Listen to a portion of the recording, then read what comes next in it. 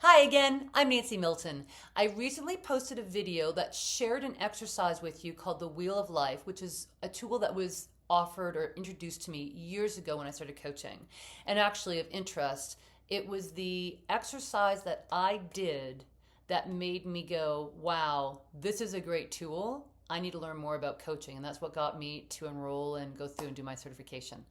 I also introduced in this video how I use this wheel, the titles or buckets it identifies, and do a year in review with it, as well as planning for my year ahead.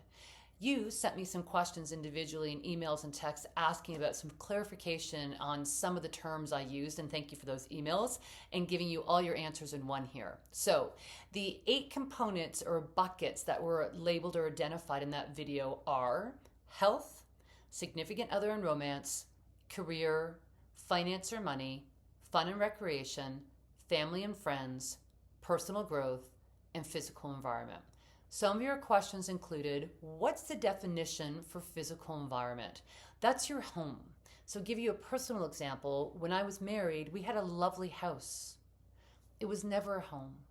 For home, for me, that's connection, that's love, that's communication.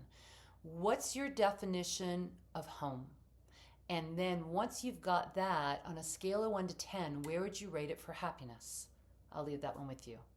Another one I was asked about was personal growth. Can you give me some examples of personal growth? Absolutely. First one, work with a coach.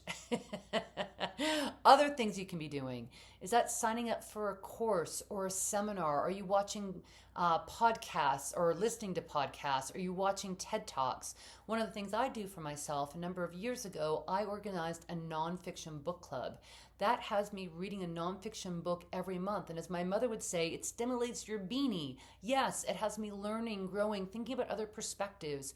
Great things to be doing for your personal growth. 2 others I got asked about. Significant other and romance were in one piece of a pie. Some people have asked, can I split that pie in half? Does that mean that pie piece? Significant other is one piece and romance is the other. Some people have that significant other partnership and they'd give that a 9. But from an intimacy standpoint, it might be a 2 or 3. It could be the reverse. The sex is great, but we don't have a relationship. And for some of you, it might be, I'm not in a significant other partnership and I'm happy. I'd give that a 9 out of 10.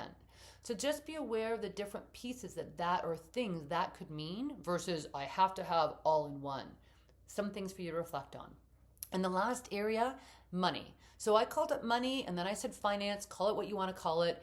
This isn't, do I simply have enough?